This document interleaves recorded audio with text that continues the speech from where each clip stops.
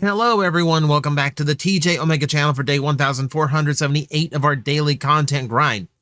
So, I kind of asked you last week if I should be doing episode-to-episode reviews for Kamen Rider Zeztz, or should I be lumping them together into 2-episode chunks? That way we had a little bit more to talk about every time I did one of these.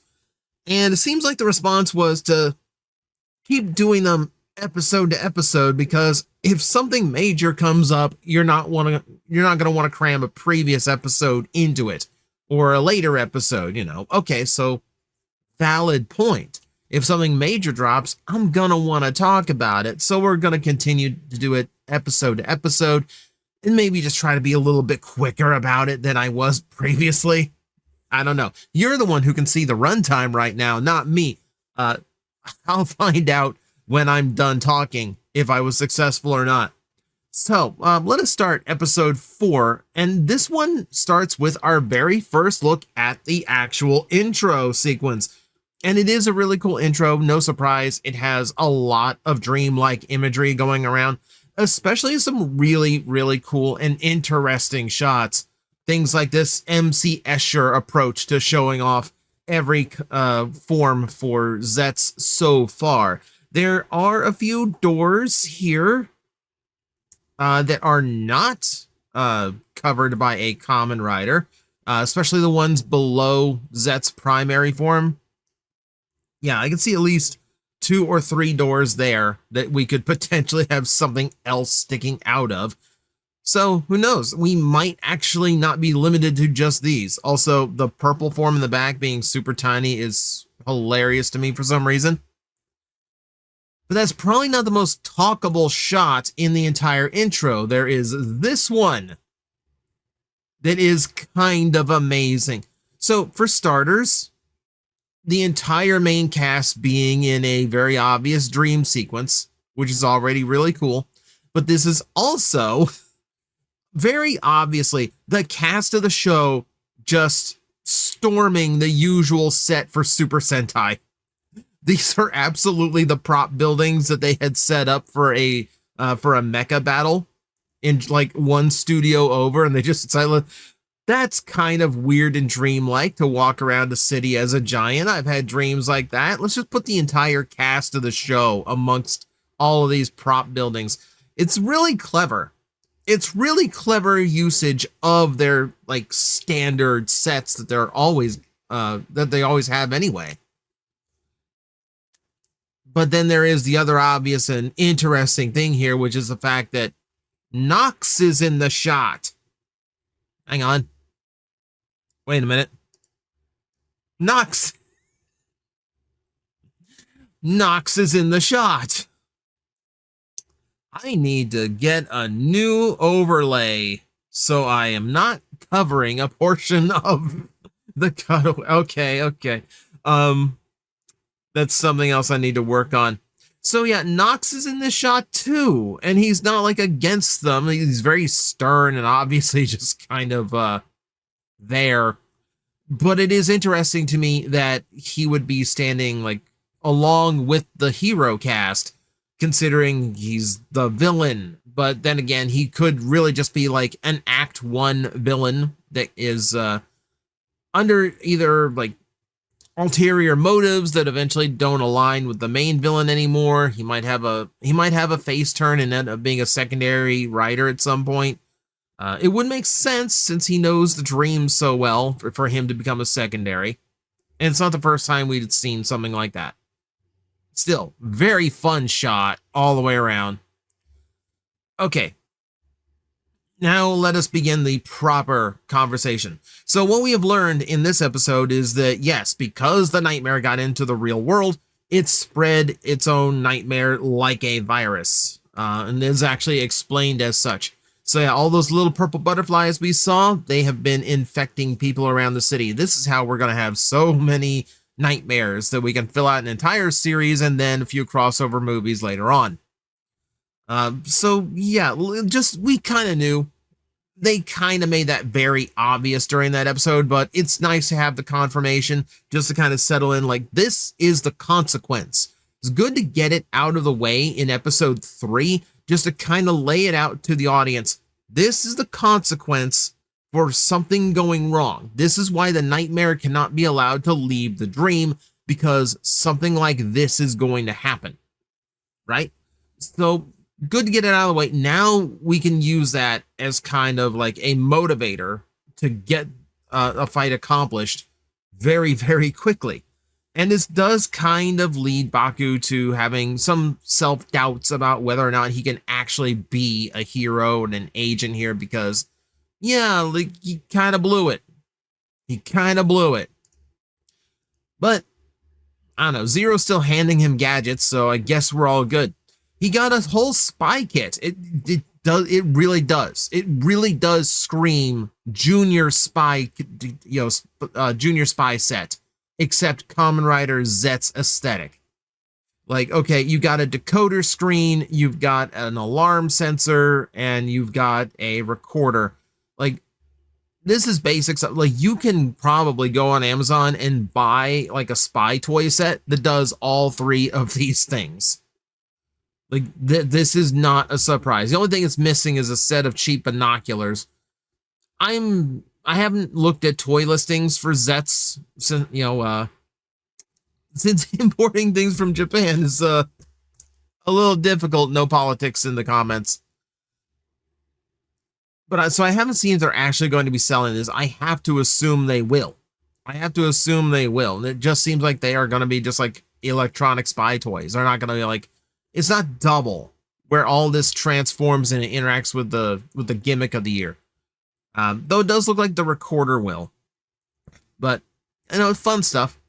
And then he was also given a tube. And the tube is to hold capsules. And I really miss just having like the holder just like hanging off the side of the belt. That felt a lot more natural than, here, carry this tube around with you. Oh well, is what it is. It's not the worst I've seen. It's not a flat plastic panel to put bottles on. Okay, so where are we at here? My sources are scattered. What do we need to talk next? I think we need to talk the Paranormal Agency. So we saw it get disbanded in episode 3, which is kind of what drove our detective over the edge. So here's the fun part. They don't know how their police station exploded. They cannot figure out how to trace it back. They can't figure out what caused it. So now Tsukasa, the one who is in charge of the police in this universe, he now has this inkling that, yeah, maybe something supernatural is going on. So congrats. The agency is alive and well. Unofficially, which means it's going to be Natsuka and Tetsuya and just them. Like, they are an unofficial agency now, but they are going to be getting black cases. So as long as they can prove that this stuff is paranormal, they're going to be in the good graces of Tsukasa. So good. Okay, so we're on board. We're back. We're getting to do our thing. And Tetsuya's got his wish because now he's being taken seriously. Perfect. Okay. We don't get much from them in this episode. We do get to see them again briefly when they are investigating the actual nightmare occurrence happening in the real world. So a completely sealed off church suddenly being filled with crow feathers.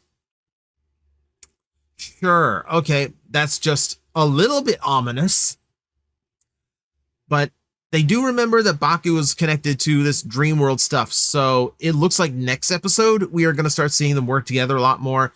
And we're going to get the actual team that is going to be responsible for tracking down nightmares all together, which is cool to see. It's been a hot minute since we had a Kamen Rider that worked alongside the police. It used to be a classic trope. It is something we got to see in both Kuga and Agito. So nice to see it back here. Hopefully it goes well. But that said, why are we in a church? I haven't even discussed the plot of the episode yet. So the plot of the episode is that we are trying to protect the VIP bride, or at least Baku is. He is the priest in this particular scenario. So the bride herself is not famous or important necessarily, but her father is the Minister of Foreign Affairs, making her very important as also very, very vulnerable. Now, this is all happening in Dreamscape. This is just a dream rehearsal. Otherwise, I don't think Baku would be hired to do the services here. But in the real world, we learn who she is. Actual detective work seems to be going on. There is a little bit of vibe of Kamen Rider Double and how its episodes was structured in this one. As he was trying to figure out the case, there's a twist at the end that kind of shifts his expectations, things like that. Now, in the dream sequence, the wedding is crashed by someone with a knife. We will find out. I'll tell. We'll get into that in a bit. First off, we have to talk about how hysterical this was. Okay, so the series started off with a very serious note, very little levity to it, and now we're just going full-blown silly because we're using Baku's lucid dream abilities to basically just affect the dream however he wants. So if he can grab a knife by the blade before it gets stabbed into anybody and then lift the perpetrator off the ground with it, like it's Zangief from Street Fighter or something. And then he crushes the knife into powder. You know what, Baku? Sure. It's you dreaming. You do whatever you want. It made for a funny scene. I do like how surrealistic the humor can be because it is all dreamscape. That said, Baku happens to see him in the real world, and he's a nice guy. He's not the type who would actually be out to interrupt a wedding. We come to find out that, he's the childhood friend of the bride. He's still in love with her, and he has a lot of his own doubts about this wedding. So the natural assumption is that he's the one dreaming of breaking up the wedding. Keep in mind, Baku does not know whose dream he goes into. It is a twofold mystery where first we have to figure out who is actually the one doing the dreaming amongst all of the people in the dream. And then we have to figure out where their mind's door is so they can prevent the monster from opening them. There's a lot going on. It's going to be a lot going on here, but that's fine. It's something related to this scene. We got another example of anytime Baku tries to help somebody in the real world, someone tries to kill him, in this case, with a falling tree branch, to which the sister starts in on him again about trying not to save people and leave it to his dreams. I'm really hoping Minami is not going to be as annoying as she is coming off.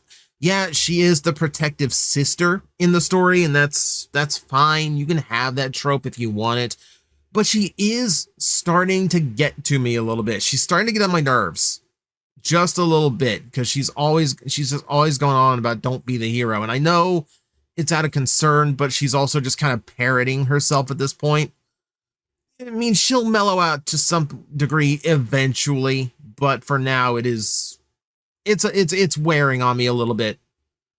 So I'm hoping they tone it back. I'm hoping she doesn't just become like a regular theme of just like, I don't know, just kind of being more obstacle than anything. I suppose we should check in on the other cast member at this point. So Nem has to be a wedding manager at this point, and does a lot more for the wedding, like carrying the bride's tassels down the hall. And this is kind of where I start to really appreciate what is going on here, in the fact that the actors for Baku and Nam especially are going to have to adapt to so many different roles, and even if it is a dreamscape, he still has to make a convincing priest in order for the scene to come off correctly, meaning the actor is going to be put into a lot of different situations. And that is going to mean a lot of acting versatility. It's actually going to be quite the challenge for him as the show goes on. So if he pulls it off, good on him, because this show is going to ask a lot. Now, let us talk about our nightmare, the crow nightmare. This one is actually in broad daylight, so we get a lot better look at it than we did Bomb. And it's a weird design. It is a weird design. It is wearing what looks like, it looks like a Plague Doctor mask, but on his forehead. It's a little bit too high up, so you can tell where the actual face mask of the costume is. It's not a bad looking design. It's much better in motion. We'll put it that way. And it does look appropriately creepy for a nightmare. So the new capsules we got in this episode were Wing and Stream. Stream we did not see because it's a full form change capsule. They'll be saving that for next week. But Fly did allow them to have an aerial battle, which is something unique. Also, again, really cool visuals because they did a full Inception and turned the world upside down, which caused the bride to go falling from the chapel. So a lot goes on, and mid-air fight scene is a kind of unique and cool thing. We don't get that very often in Kamen Rider, so it was a really cool fight. Really cool fight. But what we noticed through the fight is that the bride is the only one that was affected by the flip. The groom was still on the ground looking around for her. Several characters from the dream were on the ground looking around for her like nothing was wrong. Which means it's not the best friend that's dreaming, it's the bride that's dreaming, and somehow, subconsciously, she is dreaming of her own kidnapping at the wedding. I'm going to presume it is because this is a marriage of convenience, of political power, something of that nature, to where she doesn't really want to marry the guy, but she's being pressured into it because it would, because her father is in a very high place in the government, etc. So there's definitely something nefarious going on about this. Somehow in her head, she is not into what is happening. So we'll find that one out. That's the mystery. That's the cliffhanger they leave us on. Mid-fight, by the way. So far the cliffhangers and the realizations of what's going on have been mid-fight. I think just so they don't have to have too many transformation sequences and just have him go back into a fight over and over. This way it's only twice in a 2-episode span. But we'll see if they shake that up as the series goes on. For now, though, that's episode 4. It's a good mystery to have. We do get a little bit more slapstick with the humor this time, which is more along the lines of what I expect out of Kamen Rider. Not a whole lot from Nox. It looks like he's just going to play setup for a while for everything. And we got a little bit more actual gadgety. He actually gets to do secret agent stuff with the spy gadgets, which that part will be fun because it is made clear that because he has dreamed of it for so long, it's actually prepared him for the role in real world. That could actually play pretty interestingly. So lots of setup. Part 1 of the bride story, and then next week we get to talk part 2, obviously, and the new form that gets teased. So that is it for me. Let me know what you thought of the episode in the comments below, and as always, I will see you next time. Hello everyone, I am Astral Agent Magnetar, a Tokusatsu VTuber, and I am streaming 4 times a week over on Twitch, Monday, Tuesday, and Wednesday afternoons, and a special late night one on late Friday/early Saturday. So come watch, come hang out, and let's make an impact together.